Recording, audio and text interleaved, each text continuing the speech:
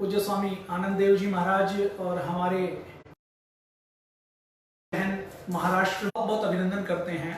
पूज्य स्वामी आनंद देव जी महाराज ने अपना पूरा जीवन देश व समाज के लिए समर्पित किया है और परम पूज्य स्वामी जी महाराज के पावन सानिध्य में हरिद्वार में योग प्रशिक्षण से लेकर महाराष्ट्र में मैं ये कहूँ कि ये हमने महाराष्ट्र के भाई बहनों का सौभाग्य है कि उनको योग के गूढ़ रहस्य व्याकरण, महाभाष्य, अष्टाध्यायी के साथ, योग दर्शन के साथ, वेद दर्शन, उपनिषदों के साथ सीखने का मौका मिल रहा है। आप सबका उन्हें एक बार अभिनंदन करते हैं। और महाराष्ट्र की धरती तो बहुत पावन धरती है। ये वो धरती है जहां पर छत्रपति शिवाजी का जन्म हुआ, वीर सावरकर का जन्म हुआ। मैं अभी आपकी बैठक में आने से पहले छत्रपति शिवाजी महाराज को पढ़ रहा था। छत्रपति शिवाजी महाराज की काफी पुस्तकें पढ़ी। किसी ने मुझे कहा कि बाबा साहब पुरंदर जी ने जो उनके बारे में लिखा वो आपने पढ़ा कि नहीं पढ़ा। तो अभी संयोग से मुझे वो दो बाबा साहब पुरंदर जी की, क्योंकि मराठी मुझे पढ़नी नहीं आती तो हिंदी की पुस्तकें मुझे मिली तो मैं उन्हीं को पढ़ रहा था। और छत्रपति शिवाजी महाराज और मराठा स्वाभिमान कितना है कि पूरे देश में तो हमने अपने प्रतीकों को, अपने आदर्शों को भुला दिया है। लाला लाजपत राय जी कहते हैं कि ये हिंदू एक ऐसी कौम है जो अपने भगवान श्री कृष्ण को, जो योगेश्वर हैं, उनको रासलीला करने वाला कह देते हैं, अपने आदर्शों का मजाक उड़ाते हैं और मजाक उड़ाने के बाद महसूस करते हैं। लेकिन मैं महाराष्ट्र के लोगों की इस बात के लिए प्रशंसा करना चाहूंगा कि अभी थोड़े दिन पहले किसी एक मीडिया हाउस ने छत्रपति शिवाजी महाराज के ऊपर एक वीडियो 15-20 मिनट का, सारा वीडियो बहुत अच्छा था, लेकिन उस वीडियो को प्रस्तुत करने वाले व्यक्ति ने छत्रपति शिवाजी महाराज की जगह कुछ स्थानों पर केवल शिवाजी शब्द का प्रयोग कर लिया, शब्द का प्रयोग किया। केवल इस कारण से उस वीडियो में जो 99% अच्छा था, अच्छाई की बातें थी, कम से कम 15 से 20 हजार युवाओं ने कमेंट किया था कि आपने छत्रपति शिवाजी महाराज क्यों नहीं कहा। तो अभी भी इतना स्वाभिमान है। मुझे वो, जब मैंने वो कमेंट्स देखे और जो वीडियो को डिसलाइक किया हुआ था यूट्यूब के ऊपर, तो मुझे बहुत प्रसन्नता हुई कि छत्रपति शिवाजी महाराज ने महाराष्ट्र के एक एक व्यक्ति की रग रग के अंदर जो स्वाभिमान भरा था, वो स्वाभिमान छत्रपति शिवाजी 300 साल बाद भी आज दिखता है। तो आप सब उस भूमि के हैं, आप सबको नमन करते हैं, आप सबको वंदन करते हैं। और आज मुझे ऐसा निर्देश मिला है कि मैं आप पतंजलि के बारे में, पतंजलि योगपीठ के बारे में, पतंजलि बात करते हैं। तो आज के सेशन में हम आपस में सवाल जवाब के माध्यम से बातचीत को आगे बढ़ाएंगे। थोड़ा सा परिचय आपका हो गया हो, बात करूं, मेरा अंडमान निकोबार में भी जाना होता है, लेह लद्दाख में जो चीन का बॉर्डर है वहां पर भी जाना हुआ, बांग्लादेश के बॉर्डर पर भी, और इधर जो जैसलमेर के पास, जैसलमेर से भी दूर जो पाकिस्तान का बॉर्डर है वहां पर भी कई बार जाना हुआ। तो वहां के अनपढ़ लोगों से भी जब हम पूज्य स्वामी जी की फोन है, तो उस गांव की दूर ढाणी में जहां पर कोई बिजली नहीं जाती, जहां पर कोई टीवी का सेट नहीं है, जहां पर अखबार नहीं पहुंचता, जहां के लोग पढ़े लिखे नहीं है, वो भी पहचान जाते हैं कि ये बाबा वो हैं जो योग सिखाते हैं। तो पूरे देश व दुनिया में पूज्य स्वामी जी महाराज को जानते हैं, पतंजलि को जानते हैं। कुछ लोग जो मीडिया को देखते हैं वो पतंजलि को केवल बिस्किट मानते हैं, केवल जूस मानते हैं, केवल दवा मानते हैं। कुछ लोग पतंजलि को केवल योग के लिए, कुछ लोग पतंजलि को आचार्य कुलम के लिए जानते हैं। पतंजलि क्या है, इसकी हम थोड़ी सी बातचीत करेंगे।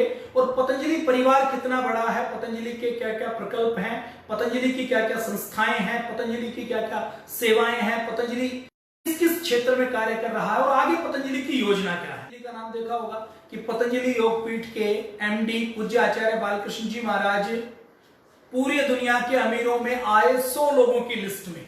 तो आपके मन में भी कई बार जिज्ञासा होगी कि पतंजलि ये जो टर्नओवर करता है, ये जो सामान बेचता है, पतंजलि जो दवाएं बेचता है, पतंजलि जो हर जगह दिखाई देता है, वो पतंजलि जो पैसा कमाता है वो पैसा जाता कहां है, ये कई सारे सवाल आपके मन में आते होंगे।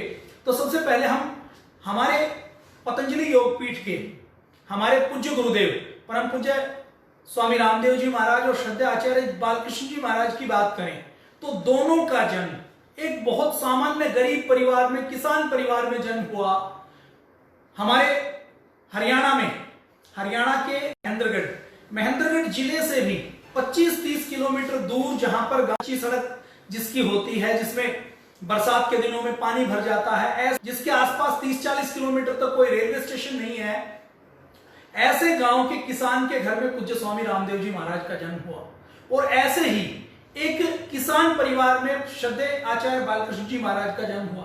पूज्य स्वामी जी ने बचपन में पढ़ाई शुरू की सरकारी स्कूल में। सरकारी स्कूल में पढ़ाई शुरू की तो उनके जीवन में जब वो 7-8 वर्ष के थे, 9 वर्ष के थे, तो उनके पास कोई स्वामी जी आए, आर्य समाज के कोई विद्वान आए, कोई सन्यासी आए, स्वामी सोमदेव जी महाराज। तो उन्होंने पूछी है और इस अंग्रेजी शिक्षा व्यवस्था की रचना इस भारत को गुलाम बनाने के लिए की गई है। तो पूज्य स्वामी जी महाराज के बाल मन में एक अंकुर फूटा। वो जन्म जन्मों की जो यात्रा चली आ रही थी, संस्कारों की यात्रा, योग की यात्रा, पुण्य की यात्रा, तो पूज्य महाराज जी का मन किया कि मुझे तो गुरुकुल में पढ़ना है। तो गुरुकुल उस जमाने में होते नहीं थे। पूज्य स्वामी जी महाराज गुरुकुल को देखने के लिए, गुरुकुल में पढ़ने के लिए घर से भागकर हरिद्वार आए।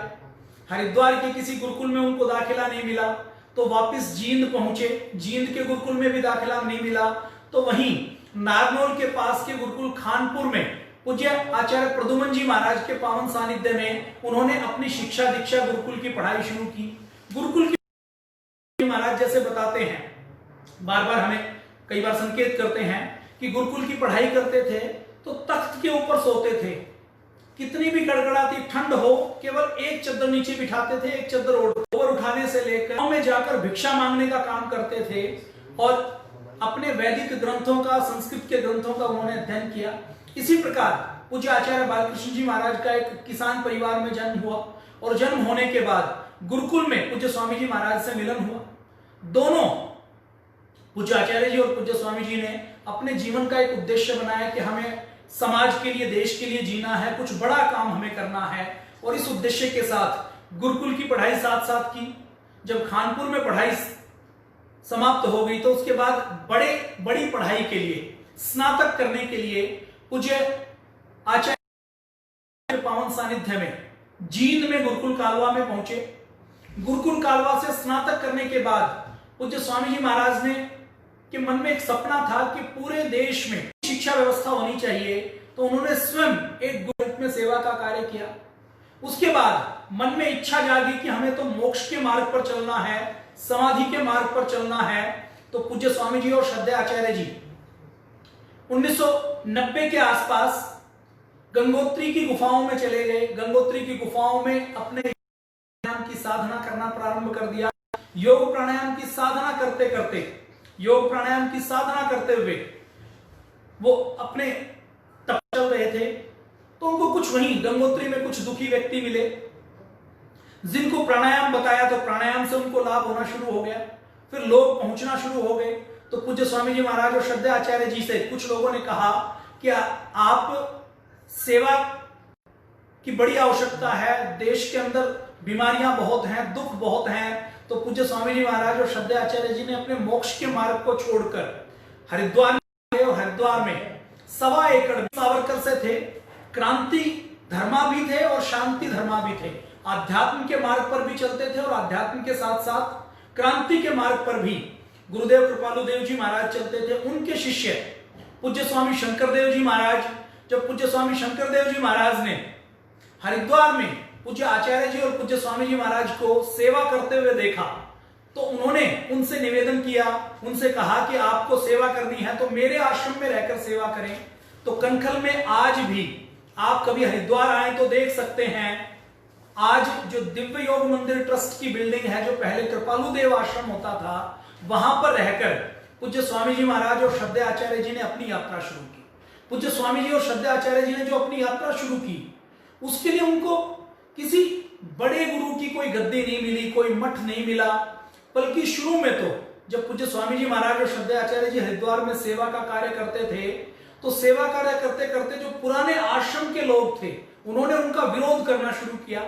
शून्य से, बिल्कुल कोई संसाधन नहीं, 1.25 एकड़ का एक आश्रम जिसका खर्चा नहीं चलता, जिसमें दान मांग कर लाएं तो खुद भी भोजन कर सकते हैं और दूसरों को भी करवा सकते हैं। तो ऐसे संघर्षों से निखर कर पूज्य स्वामी जी महाराज और श्रद्धेय आचार्य जी ने ये यात्रा शुरू की। पूज्य स्वामी जी महाराज बार बार बताते हैं कि हमारे गुरुकुलों में एक पद्धति होती थी कि जो ब्रह्मचारी या विद्यार्थी होता था वो भिक्षाटन करने के लिए जाता था, भिक्षा मांग कर लाता था और भिक्षा लेकर आता था, उसको खुद भी खाता था और आश्रम की सेवा करने का काम, सफाई करने का काम, गौ की सेवा करने का काम, गोबर उठाने का काम, ये सारे काम करते करते विद्या अध्ययन करता था। और गुरुकुलीय परंपरा में जो विद्यार्थी भोजन समाज के लिए है और इस पूरे जीवन में मुझे देश व समाज की सेवा करनी है। तो पूज्य स्वामी जी और श्रद्धेय आचार्य जी ने शून्य से, जीरो से यहां से यात्रा प्रारंभ की। कोई संसाधन नहीं, कोई बैंक बैलेंस नहीं, कोई बड़ा नाम नहीं, कोई बड़ा ब्रांड नहीं। पूज्य स्वामी जी महाराज ने पहले दलित बस्तियों के अंदर जाकर, मलिन बस्तियों के अंदर जाकर योग सिखाने का काम, सफाई करने का काम, भोजन उपलब्ध करवाने का काम, ये सब काम किए। पूज्य आचार्य जी महाराज ने दिव्य योग मंदिर में बैठकर उन्होंने हजारों लोगों को अपने हाथ से कूट कूट कर दवाइयां बनाकर, चूर्ण बनाकर, औषधियां बनाकर देने का काम किया। यहां से पूज्य स्वामी जी और श्रद्धा यात्रा शुरू होती है। कई बार लोगों को लगता होगा कि पतंजलि इतना बड़ा कारोबार कर रही है, पतंजलि इतना बड़ा व्यापार कर रही है, पतंजलि हर जगह दिखाई देती है, तो ये कैसे हो गया? इसके पीछे केवल पूज्य स्वामी जी महाराज बार बार कहते हैं कि केवल संकल्प का बल है। ये सारा सृजन केवल, ये सारे संसाधन पूज्य स्वामी जी महाराज ने अपने तप से खड़े किए हैं, अपने पुरुषार्थ से खड़े किए हैं। तो ये यात्रा 1995 में शुरू हुई। पूज्य स्वामी जी महाराज ने 2, 4, 5 व्यक्तियों को योग सिखाना शुरू किया। जब 2, 4, 5 व्यक्तियों में हो सकता है, लेकिन नाचने गाने का भी कोई भी प्रोग्राम जो किया जाता है वो शाम को रखा जाता है। क्यों? क्योंकि लोग अपनी नींद खराब नहीं कर सकते, सुबह नहीं उठ सकते। लेकिन भारत का भाग्य बदला और ये भारत के लिए कितना अच्छा समय आया होगा कि योग करने के लिए लोग 3 बजे उठकर 2-2, 3-3 घंटा पहले उठकर लाखों की संख्या में पूरे का पूरा शहर उमड़कर योग करने के लिए उठा।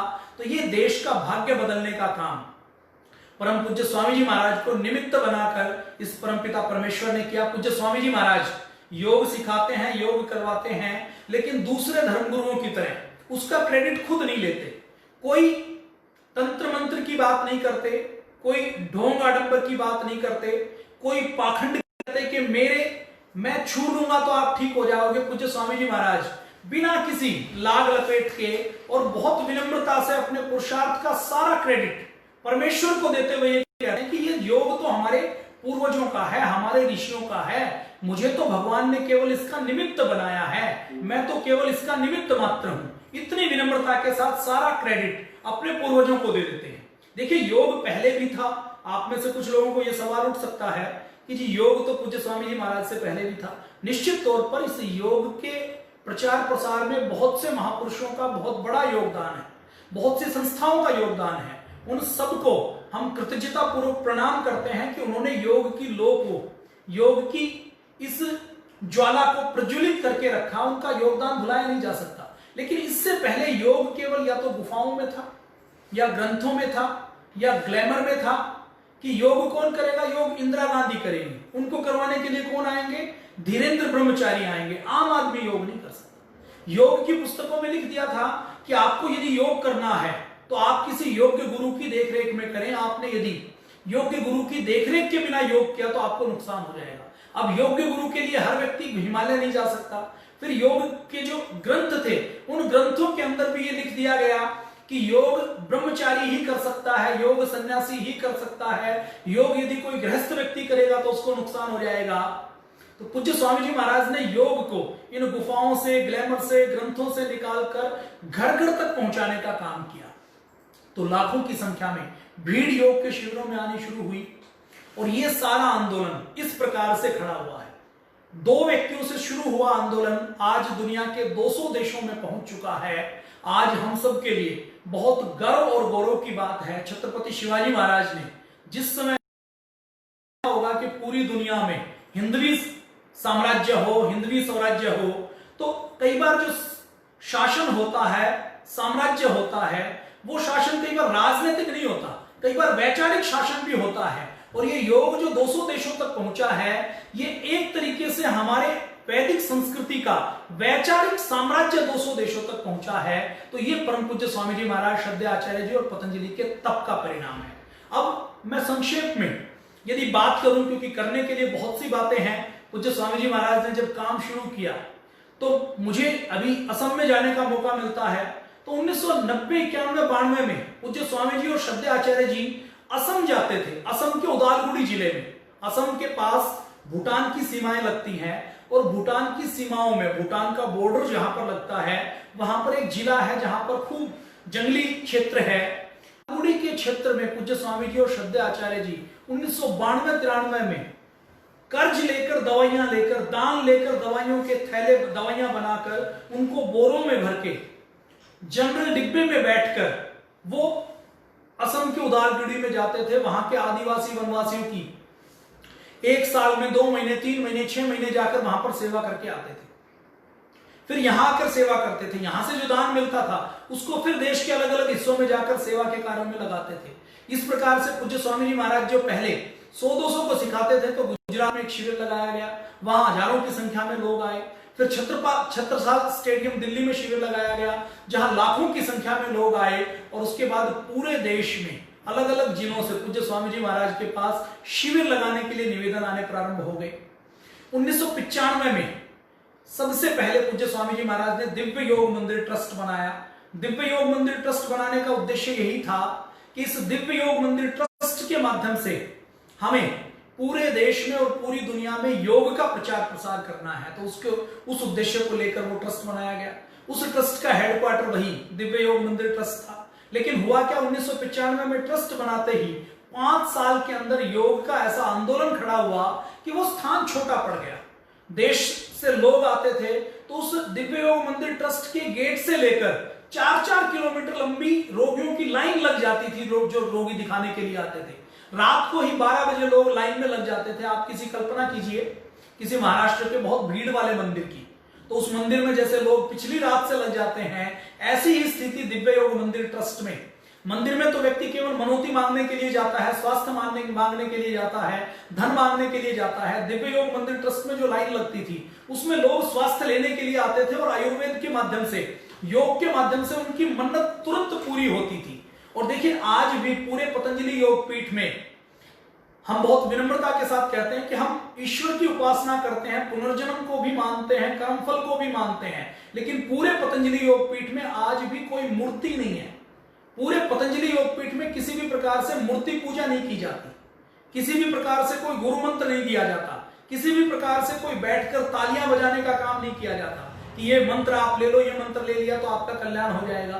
देखिए पूज्य स्वामी जी महाराज और पतंजलि से पहले भी बहुत से योगी आए हैं।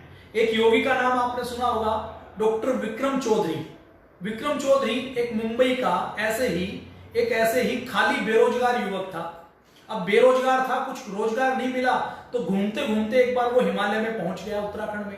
उत्तराखंड में उसको कोई साधु सन्यासी मिले, उन्होंने उनको योग की कुछ क्रियाएं सिखा दी। उनसे योग की कुछ क्रियाओं को सीखकर विक्रम विदेश में ले गया। और जब वो विदेश में विक्रम चौधरी चले गए तो योग के 58 आसनों को उन्होंने पेटेंट करवा लिया और पेटेंट करवाकर उसको नाम दे दिया पावर योगा, विक्रम योगा, कि ये योग के आसन हैं, ये मेरे हैं, ये योग का पैटर्न मेरा है। मतलब जो हमारे पूर्वजों की परंपरा थी, विक्रम चौधरी ने उसका पेटेंट करवाया और पेटेंट करवाने के बाद पूरे यूरोप में उन्होंने अपने स्टूडियो खोले।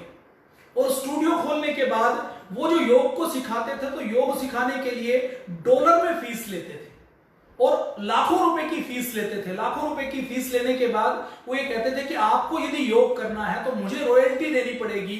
यदि आपने ये योग के आसनों को किया और मुझे रॉयल्टी नहीं दी तो आपके खिलाफ केस कर दिया जाएगा। और ये विक्रम चौधरी ऐसा व्यक्ति था जो दोनों के दोनों समय नॉनवेज खाता है, यौन शोषण के कई आरोप उसके ऊपर लग चुके, और जो कहता है कि ये योग तो मेरा है, ये किसी की देन नहीं है।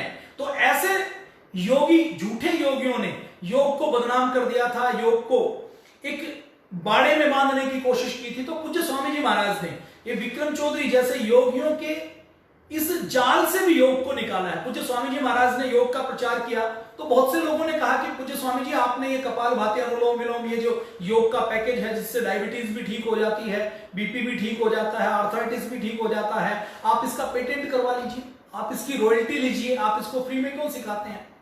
तो पूज्य स्वामी जी महाराज ने मना कर दिया। पूज्य स्वामी जी महाराज ने बहुत विनम्रता से कहा कि ये योग हमारे पूर्वजों का है और इसके ऊपर सबका अधिकार है। और पूज्य स्वामी जी महाराज ने, विक्रम चौधरी ने तो योग को पेटेंट करवाकर स्टूडियो के एसी कमरे में बंद किया। पूज्य स्वामी जी महाराज ने योग को सबके लिए खोल दिया। पूज्य स्वामी जी महाराज ने आह्वान किया, मुझे ध्यान है 2005 में जब पूज्य स्वामी जी महाराज के पास रिक्वेस्ट बहुत थी कि हमारे जिले में आइए, हमारी तहसील में आइए, हमारे गांव में आइए, और पूज्य स्वामी जी और पूज्य आचार्य जी हर जगह जा नहीं सकते थे, तो पूज्य स्वामी जी महाराज ने उस समय आस्था टीवी के ऊपर एक स्क्रोल चलाया कि ऐसे व्यक्ति जो मेरे प्रतिरूप बनना चाहते हैं, जो मेरे दो हाथ बनना चाहते हैं, मेरा उद्देश्य शिष्य बनाना नहीं है, मेरा उद्देश्य योद्धा बनाना है, और जो योद्धा बनकर इस देश की सेवा करना चाहते हैं वो आइए। और पूज्य स्वामी जी महाराज के आह्वान पर लगभग 3000 लोगों ने 2005 में हरिद्वार में पूज्य स्वामी जी महाराज के पावन सानिध्य में 11 दिन का योग शिक्षक प्रशिक्षण दिया, और वो खुद योग शिक्षक बने। तो पूज्य स्वामी जी महाराज के पास जो योग का पैकेज था वो उन्होंने अपने 3000 व्यक्तियों को सिखाया, और उनको कहा कि अब जहां पर आप रहते हैं वहां पर दिन में 22 घंटा आपको अपने घर परिवार नौकरी व्यापार का काम करना है, और केवल 1.5 से 2 घंटा आपको घर से बाहर निकलकर, घर के बाहर किसी विद्यालय में, किसी मंदिर में, किसी पर आपको बैठकर खुद योग करना है और अपने अड़ोसी पड़ोसियों को योग सिखाना है। देखिए पूज्य स्वामी जी महाराज की दूरदृष्टि कि हमें योग को रॉयल्टी और पेटेंट से मुक्त करना है, योग को घर घर तक पहुंचाना है। तो पूज्य महाराज जी ने ये नहीं कहा किसी की बीपी ठीक हुई, किसी की डायबिटीज ठीक हुई। तो आपने इस देश में ऐसे भी संतों को देखा होगा, ऐसे पाखंडी बाबाओं को आपने देखा होगा, निर्मल बाबा जैसे, जो कहते हैं कि हरी चटनी खा लो, लाल चटनी खा लो, समोसा खा लो, या किसी को शराब पिला दो, या किसी को कुछ बांट दो, या पर्स में 10-10 के नोटों की गड्डी रख लो तो कृपा आ जाएगी, तो आपकी बीमारी दूर हो जाएगी। पूज्य स्वामी जी महाराज के पास लोग आए, लोगों ने कहा कि हमारी बीमारी दूर हो गई। तो पूज्य स्वामी जी महाराज चाहते तो लोगों को कह सकते थे कि मैंने गुरु मंत्र दिया इसलिए आपकी बीमारी दूर हुई, मैंने आशीर्वाद दिया इसलिए बीमारी दूर हुई। चाहते तो पूज्य स्वामी जी महाराज उसके साथ कोई ढोंग आडंबर पाखंड जोड़ सकते थे, और पूज्य महाराज श्री की जगह कोई दूसरा व्यक्ति होता तो 100% जोड़ता। लेकिन पूज्य स्वामी जी महाराज ने बहुत विनम्रता से कहा कि ये सब साइंस है, योग जो करेगा उसको लाभ मिलेगा, वो हिंदू हो, वो मुसलमान हो, वो सिख ईसाई कोई भी हो सकता है, और ये करने से होता है, मेरे आशीर्वाद देने से केवल कुछ होने वाला नहीं है। मेरे आशीर्वाद से प्रेरणा तो मिल सकती है, उत्साह मिल सकता है मुझे देखकर, लेकिन केवल आशीर्वाद से कुछ नहीं होगा। तो पूज्य स्वामी जी महाराज ने बहुत विनम्रता से ये कहा, और उसके बाद पूज्य स्वामी जी महाराज ने योग की रॉयल्टी और पेटेंट नहीं किया, बल्कि योग को ओपन कर दिया। 3000 व्यक्तियों को सिखाया, और उसके बाद 3000 को कहा कि आप आगे 30,000 को सिखाइए, 3 लाख को सिखाइए। तो 2005-06 में जो यात्रा शुरू हुई, तो हर साल यहां पर लाखों व्यक्तियों को बुलाया गया, और आपको जानकर हर्ष होगा क्योंकि अभी जो भाई बहन जुड़े हुए हैं उन सबको आज से आप जब से जुड़े हुए हैं आप पतंजलि योगपीठ परिवार के सदस्य हैं। वैसे तो इस देश का हर व्यक्ति पतंजलि योगपीठ परिवार का सदस्य है, क्योंकि पतंजलि योगपीठ किसी व्यक्ति का नहीं है, ये पूरे राष्ट्र की संपत्ति है, पूरे राष्ट्र की धरोहर है, पूरे राष्ट्र के निर्माण का आंदोलन है। तो सब पतंजलि से जुड़े हुए हैं। लेकिन आपकी हम बात करें तो आप तो सक्रिय कार्यकर्ता के रूप में पतंजलि से जुड़ चुके हैं, तो ये आपका पतंजलि परिवार है। तो पूज्य स्वामी जी महाराज ने यही कहना शुरू किया कि ये मेरा नहीं है, ये तो सबका है, ये संपूर्ण देश का है, और ये आंदोलन इस प्रकार से शुरू हुआ। अभी आपको जानकर आश्चर्य होगा और खुशी होगी, अपने देश के अंदर लगभग 11 लाख की सेना है। 11 लाख सैनिकों को देश की सरकार ने प्रशिक्षण दिया है। वैसे ही 2005 में, 2006 में, 2007 में, 8 में, 9 में, 10, 11, 12 से लेकर अब तक की मैं बात करूं तो लगभग 11 लाख लोगों को, देश के अलग अलग हिस्से के लोगों को आवासीय 7 से 11 दिन की ट्रेनिंग पतंजलि योगपीठ हरिद्वार दे चुका है। और पतंजलि योगपीठ हरिद्वार ने ये जो ट्रेनिंग दी है, इसमें जो लाखों इनको सिखाने का, पुस्तकों का, ये सारी व्यवस्था पतंजलि ने, पतंजलि योगपीठ के द्वारा की गई है। मतलब निशुल्क प्रशिक्षण दिया गया है, और ये कहा गया है कि आगे आपको योग निशुल्क सिखाना है। अभी कोरोना फैला हुआ है, अभी फ्रांस और ब्रिटेन में दोबारा से लॉकडाउन हुआ। अब वो लॉकडाउन एक्चुअल है या उस लॉकडाउन में वैक्सीन बेचने की साजिश है, ये तो बाद में पता लगेगा। लेकिन कोरोना नाम का एक छोटा सा वायरस जो नंगी आंखों से दिखाई नहीं देता, उस छोटे से वायरस ने, भारत की बात छोड़ दीजिए, भारत को तो अनपढ़ गंवार कहा जाता है दुनिया की नजरों में, हम यूके की बात करें, यूएसए की बात करें, जहां का हेल्थ बजट भारत के हेल्थ बजट से 80 गुना ज्यादा है। उस यूके, यूएसए, इटली को आपने, जर्मनी को, स्पेन को, अरब देशों की बात नहीं करता मैं, ईरान को, इन सबको आपने देखा होगा कि एक नंगी आंखों से नहीं दिखने वाले एक छोटे से वायरस ने जो बाल का भी लाखवां हिस्सा है, उस वायरस ने पूरे इन विकसित देशों के हेल्थ सिस्टम को घुटनों के बल पर ला दिया, बता दिया इंसान की कि मनुष्य ये सोचता था कि मैंने डीएनए एनालिसिस कर लिया, मैंने अब टेस्ट ट्यूब बेबी बना लिया, मैं क्लोन बना लेता हूं, मैंने आर्टिफिशियल स्किन बना ली, मैंने लीवर का ट्रांसप्लांट कर दिया, मैंने अब लंग्स का भी ट्रांसप्लांट कर दिया, मैंने हार्ट का भी ट्रांसप्लांट कर दिया, मैंने रूट कैनाल करना भी सीख लिया, मैं बाल भी दूसरे इम्प्लांट करना सीख गया हूं। तो व्यक्ति जो अपने आप को भगवान मानता था, साइंटिस्ट जो अपने आप को फॉरवर्ड मानते थे, एक छोटे से वायरस ने उनको घुटनों के बल ला दिया।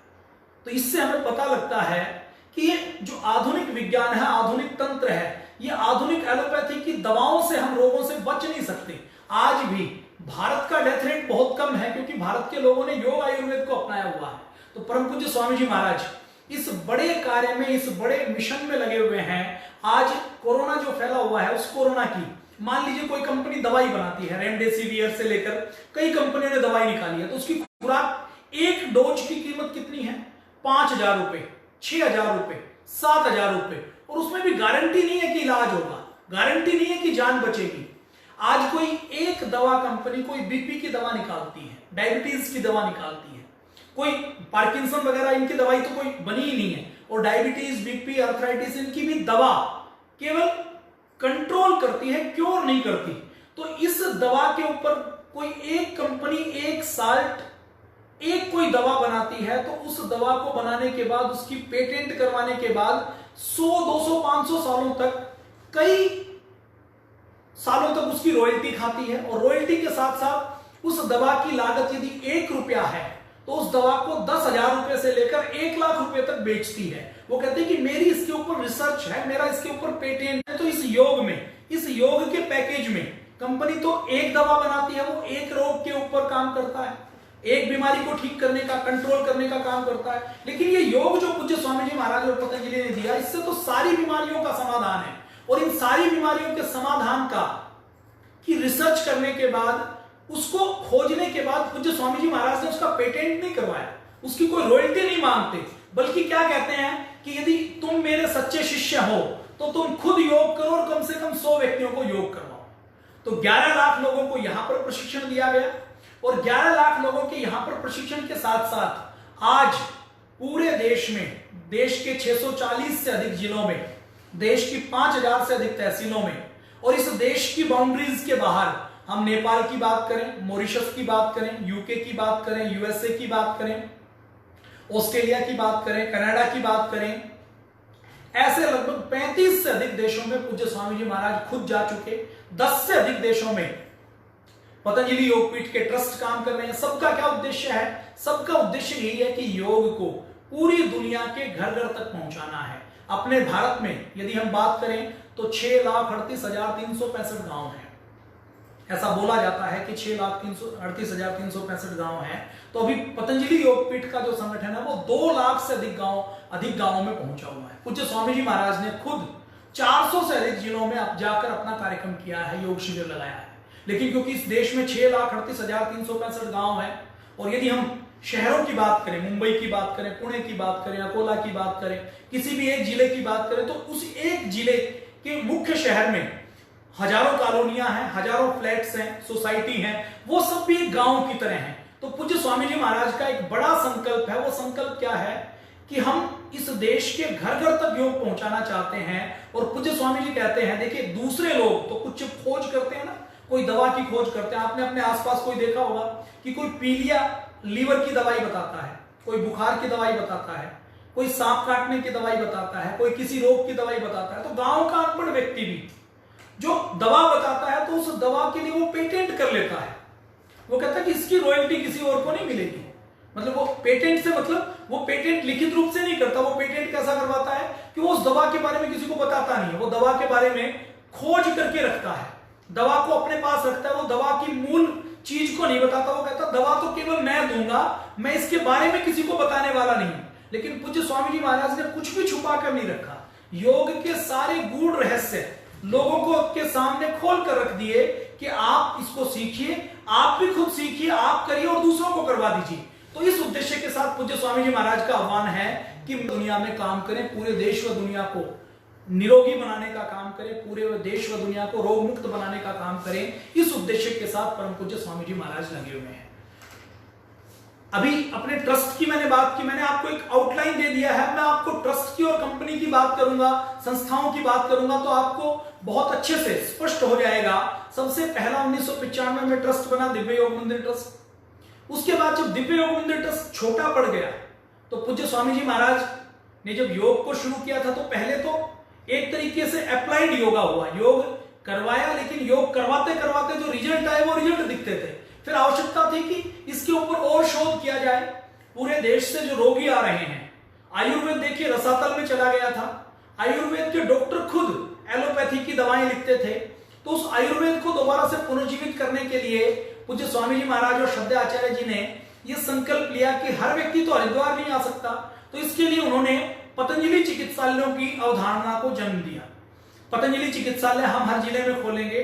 वहां पर जो आयुर्वेद का बीएमएस डॉक्टर होगा उसको पतंजलि खुद अपनी ओर से और ट्रेनिंग देगा, और ट्रेनिंग देने के बाद वो अपने चिकित्सालय पर सेवा करने का काम करेंगे। इस कॉन्सेप्ट के साथ कार्य और एक बड़ी योजना के रूप में कार्य करना था। तो 2006 में पतंजलि योगपीठ ट्रस्ट बनाया गया। देखिए दिव्य योग मंदिर ट्रस्ट, ये जो लाल बिल्डिंग है, केवल इस जो आपके सामने पुरानी खंडहर जैसी बिल्डिंग दिखाई दे रही है, इस बिल्डिंग से पूज्य स्वामी जी और श्रद्धेय आचार्य जी ने यात्रा शुरू की थी। कोई बैंक बैलेंस नहीं, और इस बिल्डिंग के अंदर भी बहुत सारे किराएदार रहते थे। पतीला किराए के ऊपर लाकर दवाइयां बनाना, च्यवनप्राश बनाना, अपने हाथ से जंगल से जड़ी बूटी लेकर काम करना खुद। जैसे ये जो छोटा सा आश्रम है, इस आश्रम में एक ही टॉयलेट होता था, तो टॉयलेट का जो टॉयलेट की जो टॉयलेट पिट बनाते हैं, उस पिट के अंदर जब कई बार वो भर जाता था तो ऐसा बहुत बार हुआ कि पूज्य स्वामी जी महाराज ने खुद उसकी सफाई की है। तो ये दिव्य योग मंदिर ट्रस्ट आप देख रहे हैं। तो अगली ट्रस्ट बनाया गया पतंजलि योगपीठ ट्रस्ट। ये रुड़की हरिद्वार रोड के ऊपर है, आपने टीवी के ऊपर खूब देखा होगा। ये पतंजलि योगपीठ ट्रस्ट की पहले फेज 1 बनाया गया। 2009-10 में जब देखा गया कि ये फेज 1 तो छोटा पड़ रहा है, तो पतंजलि योगपीठ का फेज 2 बनाया गया। और आज आप सब पतंजलि योगपीठ परिवार के सदस्यों को ये जानकर गर्व और गौरव होगा कि पूरी देश की मैं बात करूं तो पूरे देश में जितनी सामाजिक संस्थाएं हैं, योग के साथ साथ जितनी दूसरी सामाजिक संस्थाएं हैं, उनके पास एक स्थान के ऊपर जहां पर 10,000 लोगों को रोक सकें, ऐसा कोई आवास का, ऐसा कोई एक सिंगल कैंपस नहीं है जो केवल पतंजलि की 10,000 से अधिक व्यक्तियों का भी आवासीय प्रशिक्षण देना हो तो प्रशिक्षण दिया जाए। एक बड़ा योगा हॉल बनाया गया जिसमें 15 से 20,000 लोग एक साथ बैठकर योग कर सके, तो ऐसा हॉल बनाया गया। तो ये पतंजलि योगपीठ ट्रस्ट बनाया गया।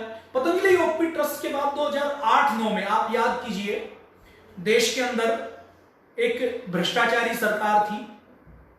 उस सरकार के समय रोज कभी 2G घोटाला होता था, कभी 3G घोटाला, कभी 4G घोटाला होता था, कभी कॉमनवेल्थ घोटाला होता था, कभी कोल घोटाला होता था।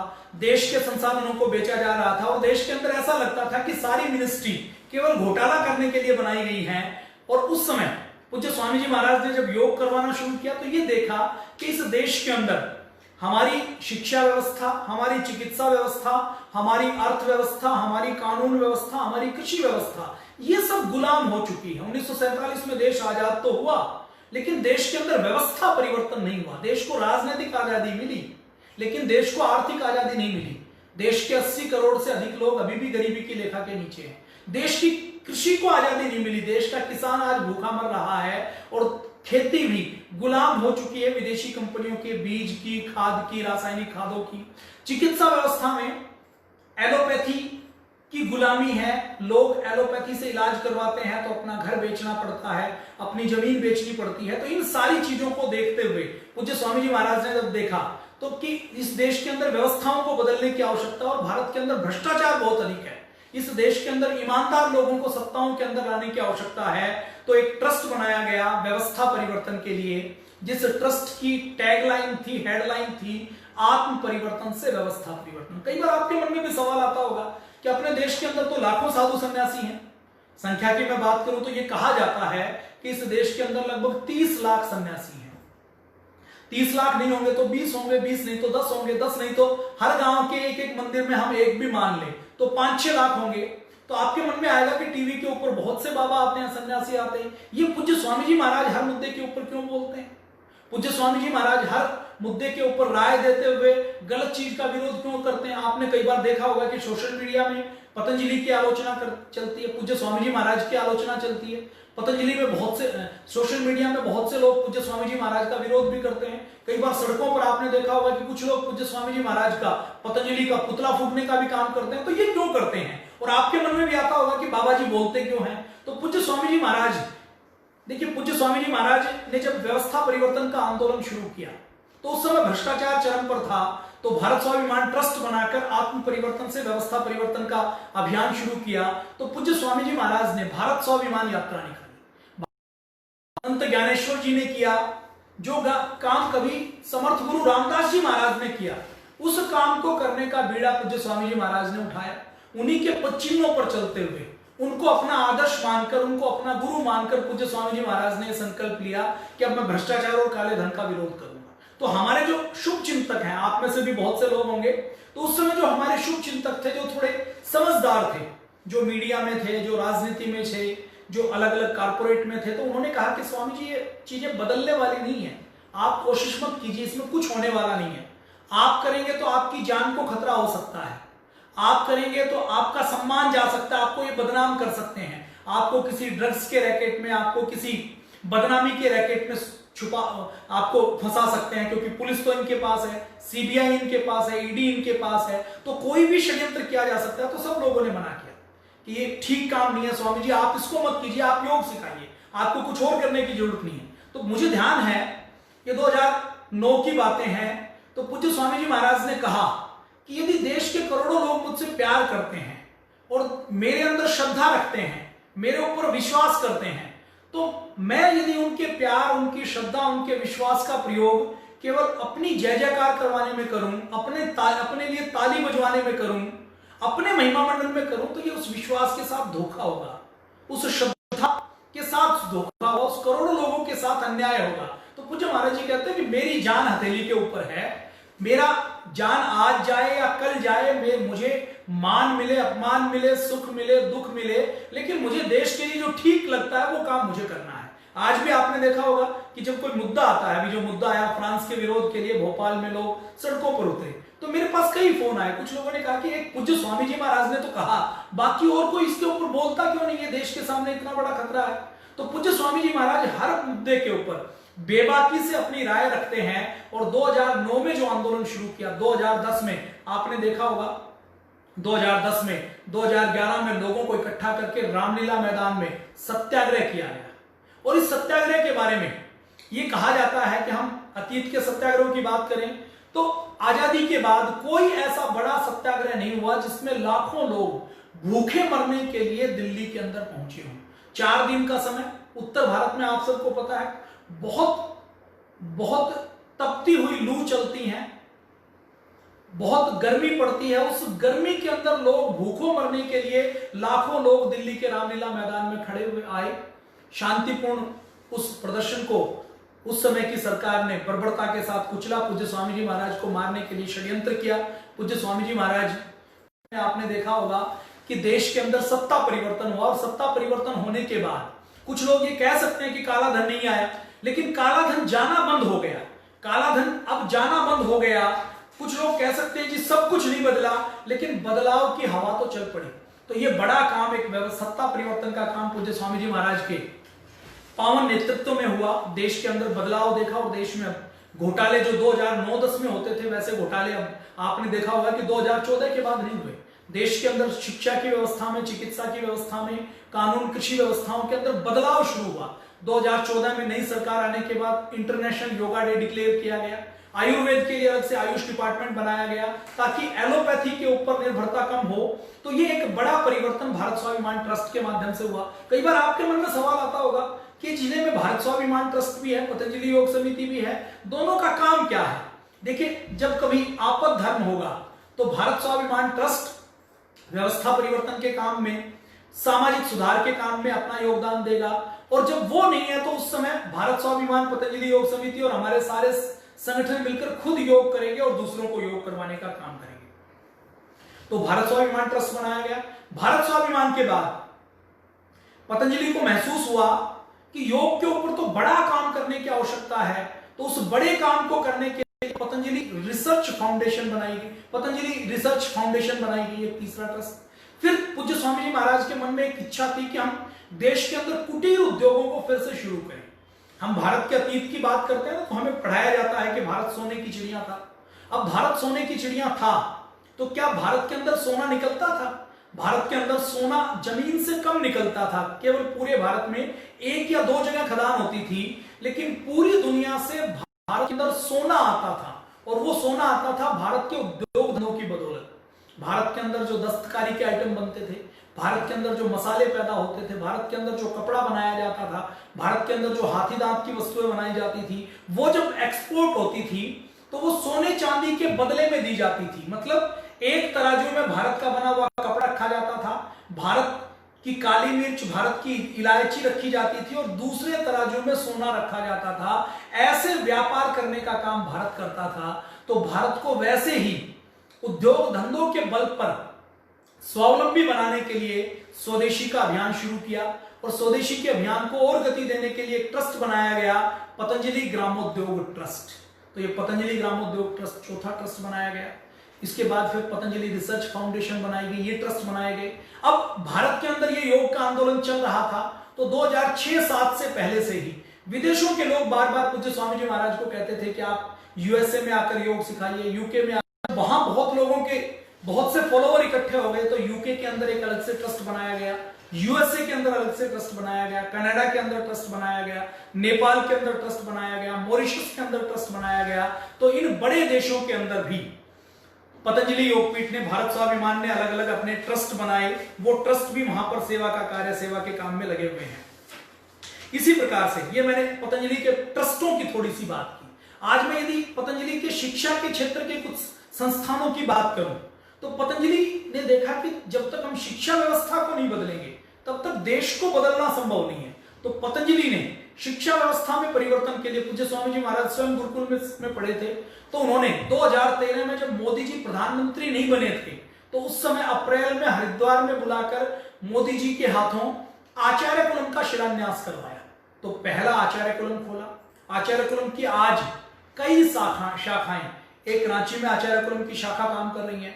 असम के दूर दराज के क्षेत्रों में बोडोलैंड का नाम आपने सुना होगा, उस बोडोलैंड में पतंजलि योगपीठ के ऐसे आचार्य कुलम, ऐसे विद्यालय चलते हैं जहां पर फीस नहीं ली जाती, बल्कि फीस की जगह वहां आदिवासी क्षेत्र में कहा जाता है कि बच्चा यहां पर पढ़ेगा, माता पिता एक महीने में कोई 3 दिन आकर यहाँ के खेत में सेवा करके जाएंगी, ताकि उनको फ्री में मिलने की ग्लानि भी ना हो कि हम गरीब हैं इसलिए हमें फ्री में मिल रहा है।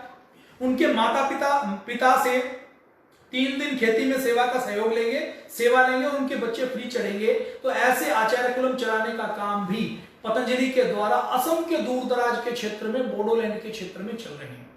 और पतंजलि क्या कर रहा है, तो शिक्षा के क्षेत्र में पतंजलि आचार्य कुलम, इसके साथ साथ वैदिक गुरुकुलम चल रहा है, कन्या गुरुकुलम चल रहा है, पतंजलि गुरुकुलम चल रहा है।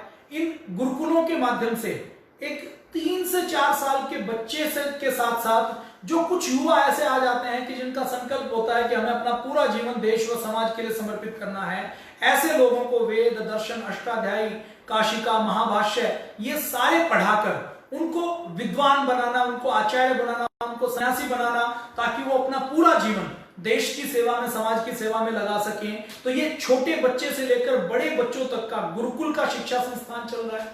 पतंजलि ने योग को पूरी दुनिया में, देखिए अभी हम बात करें तो पाकिस्तान पूरी दुनिया में क्या एक्सपोर्ट करता है, आतंकवाद को एक्सपोर्ट करता है, आतंकवादी एक्सपोर्ट करता है।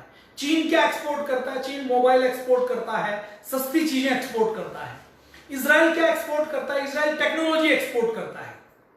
जापान क्या एक्सपोर्ट करता है, मशीनरी एक्सपोर्ट करता है। साउथ कोरिया, जर्मनी, जापान ये मशीनरी एक्सपोर्ट, दुनिया में योग एक्सपोर्ट कर सकता है। भारत पूरी दुनिया में शांति एक्सपोर्ट कर सकता है, हेल्थ एक्सपोर्ट कर सकता है, इम्यूनिटी एक्सपोर्ट कर सकता है, आयुर्वेद एक्सपोर्ट कर सकता है। तो ये भारत की मूल प्रकृति है, भारत का मूल ज्ञान है। तो इसको एक्सपोर्ट करने के लिए भारत एक्सपोर्ट कर सकता है। तो इस उद्देश्य को, बड़े उद्देश्य को ध्यान में रखते हुए पूज्य स्वामी जी महाराज द्वारा सबसे पहले पतंजलि विश्वविद्यालय की स्थापना की गई। पतंजलि विश्वविद्यालय के माध्यम से योग के अच्छे ग्रेजुएट तैयार करना, पोस्ट ग्रेजुएट तैयार करना, और यूनिवर्सिटी के बाद एक आयुर्वेद का महाविद्यालय स्थापित किया गया, पतंजलि आयुर्वेद महाविद्यालय, ताकि आयुर्वेद को पूरी दुनिया में भेजना है, आयुर्वेद के ऊपर रिसर्च करनी है, तो आयुर्वेद के अच्छे स्कॉलर तैयार हो।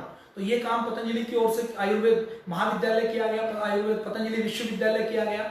तो ये शिक्षा के संस्थान पतंजलि के द्वारा खड़े किए गए हैं। इसके साथ साथ अब इस देश में आपने देखा होगा कि इस देश के अंदर 12 लाख कंपनियां हैं, लेकिन सारी कंपनी देश के अंदर जो धन कमाती हैं उस धन का प्रयोग केवल अपने लिए करती हैं, और अपने देश के अंदर पेप्सी है, कोक है, इसके साथ साथ हिंदुस्तान यूनिलीवर है, कोलगेट है, ब्रुक बॉन्ड है, ये सारी विदेशी कंपनियां इस देश में व्यापार करती हैं और देश का धन लूट कर लेकर जाती हैं। तो महात्मा गांधी, पंडित राम प्रसाद बिस्मिल, लोकमान्य तिलक, इन सब ने स्वदेशी की बात की, स्वदेशी का दर्शन दिया।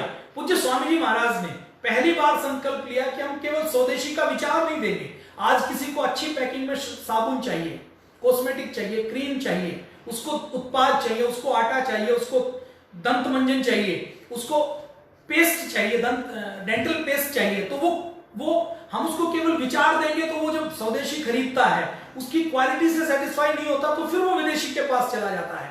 तो पूज्य स्वामी जी महाराज ने स्वदेशी का दर्शन दिया कि हम स्वदेशी विकल्प उपलब्ध करवाएंगे, विदेशी कंपनियों की लूट से बचाएंगे, विदेशी कंपनियों के केमिकल के जहर से बचाएंगे, और ये सब उपलब्ध करवाते करवाते, इस काम को करते करते, योग का उद्योग करते करते, इस उद्योग के साथ साथ जो भी थोड़ी सी अर्निंग होगी, जो धन बचेगा, उसको समाज की सेवा में लगाने का काम करेंगे। इस उद्देश्य के साथ साथ स्वदेशी का आंदोलन शुरू किया। तो सबसे पहले दिव्य फार्मेसी की स्थापना की गई। अभी लोग आयुर्वेद का प्रयोग तो करना चाहते थे, लेकिन आयुर्वेद की दवाएं कहां से मिले? अब आयुर्वेद की एक दवा, जैसे पतंजलि ने जो अणु तेल बनाया है, स्वासारी बनाई है, जो कोरोनिल बनाई है, इसमें एक की बात करूं, च्यवनप्राश का नाम आप सबने सुना होगा, तो इस च्यवनप्राश की बात करूं तो च्यवनप्राश में भी कम से कम 35 से अधिक ऐसी जड़ी बूटी डाली जाती हैं, जो जड़ी बूटियां नहीं डाली जाए तो च्यवनप्राश का प्रभाव नहीं होगा। तो अब च्यवनप्राश तो मिलता था उस समय भी, लेकिन च्यवनप्राश के अंदर, च्यवनप्राश के नाम पर शकरकंदी का स्थान पर जो मिलता था उसको कूटकर डाल दिया जाता था, घोटकर डाल दिया जाता था। भस्मों के नाम पर कोई भी चूर्ण बनाकर दे दिया जाता था। नीम हकीम, वैद्य अपने आप को ठीक दिखाने के लिए कोई भी स्टेरॉइड पीस कर उसकी पुड़िया बनाकर दे देते थे, तो देश को शुद्ध दवाइयां मिले। और देखिए दवा कैसे असर करती है, मैं अभी, क्योंकि आज ये विषय नहीं है, हमारे भारत में जैसे लो भस्म, जैसे किसी का हीमोग्लोबिन कम हो जाता है, ब्लड कम हो गया, तो डॉक्टर उनको आयरन की गोलियां देता है। वो आयरन की गोलियां तो नुकसान करेंगी, वो हो सकता है बाद में हमें पता लगे।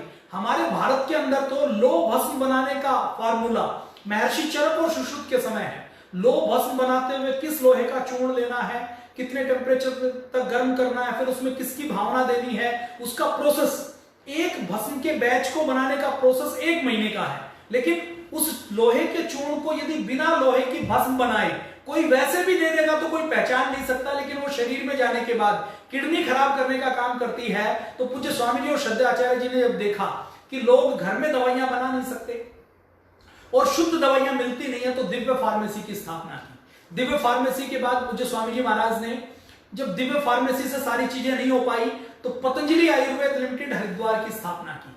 जब पतंजलि आयुर्वेद से काम नहीं बना, तो आपके महाराष्ट्र का सौभाग्य है कि पतंजलि के बाद, हरिद्वार के बाद जो अगला प्लांट बनाया गया वो आपके महाराष्ट्र के नवासा में, मेहसाणा, महाराष्ट्र के नागपुर के पास जो जगह है, मिहान में फूड पार्क के लिए प्रोसेस चल रहा है। उसके साथ साथ असम में मिहान में फूड पतंजलि का एक यूनिट बनाया गया, तीसरा यूनिट, फिर चौथा यूनिट पतंजलि फूड पार्क के नाम से, पतंजलि आयुर्वेद के नाम से असम के सोनितपुर में बनाया गया।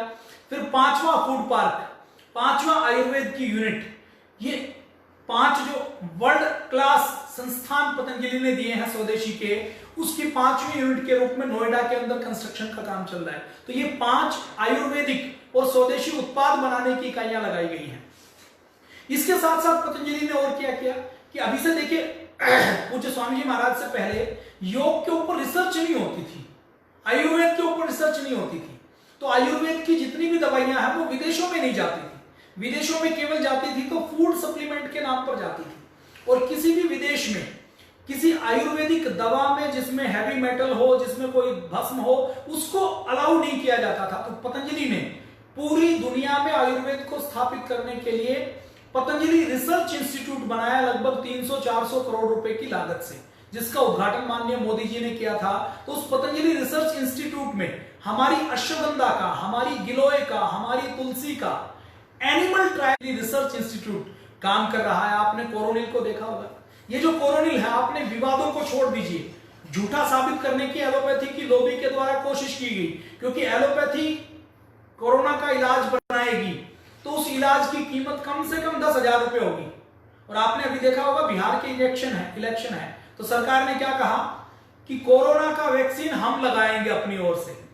मल्टीनेशनल कंपनी एक वैक्सीन बनाएगी, वैक्सीन काम करेगा या नहीं करेगा नहीं पता, लेकिन उसके नाम से इस देश के अंदर कई लाख करोड़ रुपए की लूट होने वाली है।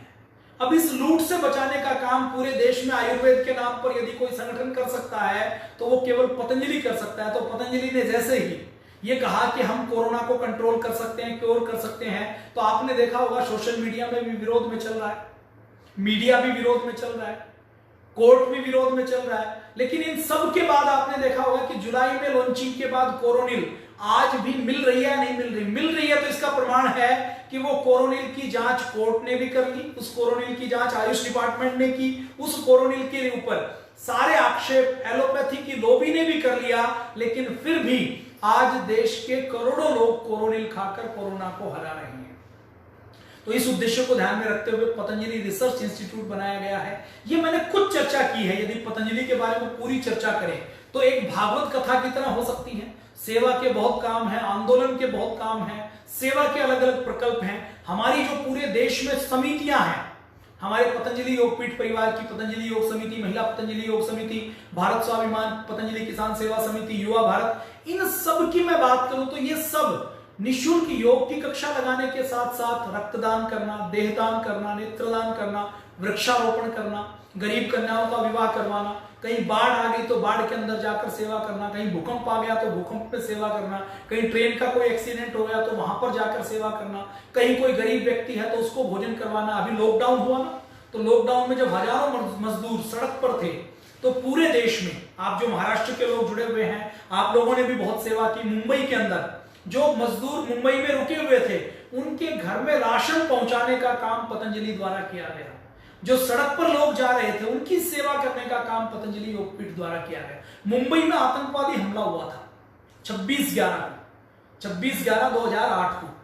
तो 26/11/2008 को जब आतंकवादी हमला हुआ मुंबई में, तो उस हमले में जो हमारे पुलिसकर्मी शहीद हुए थे, जो एसटीएफ के स्टाफ के लोग शहीद हुए थे, उन सबको सबसे पहले सम्मानित करने का काम पतंजलि योगपीठ के द्वारा किया गया। इस देश में जो कोरोना के कारण प्रधानमंत्री राहत कोष बनाया गया, तो उस प्रधानमंत्री पीएम केयर फंड में पतंजलि के द्वारा 25 करोड़ से अधिक राशि तो एक बार में। तो उस लैब के लोगों ने कहा कि अब हमारे पास मशीन नहीं है, यहाँ तो बड़ी दिक्कत हो गई। तो हमारी पतंजलि रिसर्च इंस्टीट्यूट में वो मशीन थी, उन्होंने कहा कि आप कुछ दिन के लिए हमें दे दीजिए। तो पतंजलि ने वो मशीन उनको पूर्णकालिक, उनको कहा कि आपको वापस करने की जरूरत नहीं है, आप इसको अपने पास ही रख लीजिए। तो देश की सेवा में जब भी आवश्यकता पड़ती है तो सबसे पहले आगे खड़े होने वाला संस्थान आपका संस्थान है, आपका पतंजलि योगपीठ है। तो ये मैंने आपके सामने संक्षेप में कुछ थोड़ी सी चर्चा की है।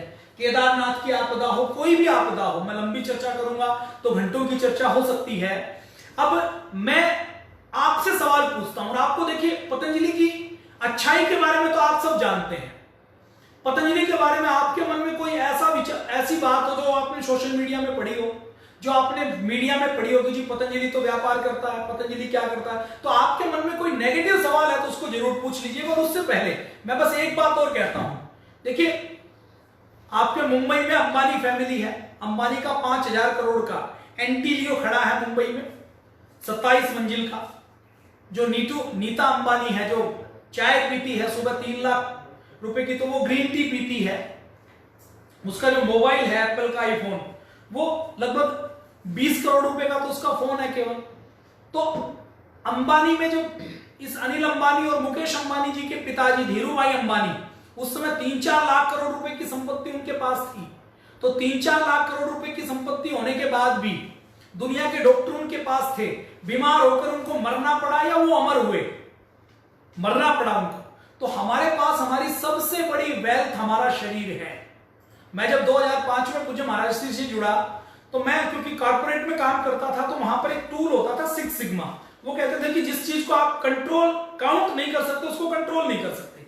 आप किसी चीज को कंट्रोल करें उसके लिए उसकी काउंटिंग जरूरी है, प्रोसेस की, इक्विपमेंट की, रीडिंग की, सिस्टम की, क्योंकि आप जब तक काउंट नहीं कर पाएंगे तो कंट्रोल नहीं कर पाएंगे। तो मेरे मन में एक विचार था कि जो मानव शरीर है इसकी कीमत कितनी है। मेरा एक छोटा भाई MBBS MD DM है, उसने पूछा और कई दोस्तों से भी पूछा कि हमारे शरीर की कीमत कितनी है। तो लोगों ने कहा कि इसकी कीमत तो अनमोल है। आप किसी भिखारी को भी कहेंगे कि भिखारी को 2 करोड़ रुपए दे, 5 करोड़ 10 करोड़ रुपए दे कि तुम अपनी आंखें दे दो, तो वो आंखें नहीं देगा। वो हाथ दे दो तो हाथ नहीं देने वाला, तो अनमोल है। तो मैंने कहा अनमोल भी है तो मिनिमम वैल्यू क्या है। तो मुझे ये बताया गया कि अमेरिका में एक रिसर्च हुई, उस रिसर्च में ये निकला कि हमारे मानव शरीर की कम से कम कीमत 400 करोड़ रुपए है। तो 2007 से मैंने बोलना शुरू किया कि आपको यदि अपने 400 करोड़ की रक्षा करनी है तो योग करना शुरू करो, क्योंकि लोगों को तो समझ आता है सीधे सीधा कि 400 करोड़ कितने होते हैं। तो आप योग से जुड़े हैं, पूज्य स्वामी आनंद देव जी महाराज के पावन सानिध्य में आप योग कर रहे हैं बहुत, और हमारे दूसरे जो हमारी मुंबई राज्य के भाई बहन हैं उन विद्वानों के साथ आप योग कर रहे हैं। आपको लगातार योग, आयुर्वेद, एक्यूप्रेशर का मार्गदर्शन मिल रहा है। तो इस योग को करते करते आपने देख लिया, ये योग करते हुए ये योग जीवन जीने की कला है। तो मैं आपसे एक आह्वान करूंगा कि आप योग पूरा सीखिए और एक संकल्प लीजिए कि मुझे कम से कम 100 और लोगों को योग सिखाना है। आगे कम से कम 100 लोगों को योग सिखाना है, और 100 लोगों को आप योग सिखाएंगे तो वो 100 लोग जब ठीक होंगे तो आपको संतुष्टि अनुभव होगी, शांति अनुभव होगी, और वो ठीक होंगे तो उनके पुण्य का लाभ भी आपको मिलने वाला है। आपके मन में कई बार सवाल आता होगा, मेरे मन में भी सवाल आता है कि पूज्य स्वामी जी महाराज के खिलाफ कांग्रेस की सरकार थी, बहुत सी बाधाएं आई, बहुत सी विपत्तियां आई, फिर भी पतंजलि अपने हर अभियान में कामयाब कैसे होता है। तो इसके पीछे मूल रूप से पूज्य स्वामी जी महाराज का तप, उनका पुरुषार्थ, श्रद्धेय आचार्य जी का पुरुषार्थ वो तो है, लेकिन जो ईश्वर की विशेष कृपा है ना, जो करोड़ों लोग ठीक हुए हैं, उनका तप पूज्य स्वामी जी महाराज के ऊपर घनीभूत होता है। इसलिए वो जो अभियान शुरू करते हैं वो ठीक, वो सब होता है, वो फेल नहीं होता। ये कर्मों का फल हमें जरूर मिलता है, ये भारतीय संस्कृति की विशेषता है। तो आपने यदि 100 लोगों को योग सिखाया तो उन 100 लोगों को जो लाभ मिलेगा उसका पुण्य आपको मिलने वाला है। आप कोई अंबानी नहीं है, मैं भी अंबानी नहीं हूं, टाटा बिरला नहीं हूं। हम और आप हॉस्पिटल तो नहीं खोल सकते, लेकिन हम और आप यदि एक कक्षा चलाने का काम करेंगे तो वो काम हॉस्पिटल चलाने जैसा ही काम है। तो आप सब योग शिक्षक जरूर बने, ये आपके सामने अवसर आया है। और ये जो आपको ये जो योग शिविर के अंदर शामिल होने का मौका मिला है ना, ये भी आपके किसी पूर्व जन्म की यात्रा जो अधूरी रह गई, उस यात्रा के कर्म का फल है कि जो आपको योग से जुड़ने का मौका मिला, योग सीखने का मौका मिला, योग के ट्रेनिंग के सेमिनार में आने का मौका मिला। तो ये आपके जन्मों की यात्रा में आपने कुछ अच्छा किया है तो आपको ये फल मिला है कि आप एक अच्छी चीज से जुड़ रहे हैं। देखिए, पतंजलि योगपीठ कोई राहु को, केतु को, किसी ढोंग को, आडंबर को, किसी हस्तरेखा को, किसी ज्योतिष को, किसी जन्म कुंडली को, किसी भी पाखंड को नहीं मानता। किसी भूत प्रेत को, किसी डाकिनी शाकिनी को, पिशाचिनी को, किसी तंत्र मंत्र को, किसी जादू टोने को, किसी को नहीं मानता। वो कहता कि जो सार्वभौमिक वैज्ञानिक सत्य है हम केवल उनको मानते हैं। तो मेरी आपसे ये एक आह्वान है आपसे कि आपको ये जो अवसर मिला है इसमें आपको पतंजलि योगपीठ के सक्रिय सदस्य के रूप में जुड़ना है, एक योग शिक्षक के रूप में जुड़ना है। जब आप योग शिक्षक के रूप में जुड़ेंगे तो सबसे बड़ा लाभ आपको क्या मिलेगा कि आप योग पूरा सीख जाएंगे, तो समाज के अंदर भी सम्मान मिलेगा, संतुष्टि मिलेगी, और दूसरे लोग ठीक होंगे तो उसका पुण्य भी आपको मिलने वाला है। अब मैं अपनी वाणी को विराम देता हूं।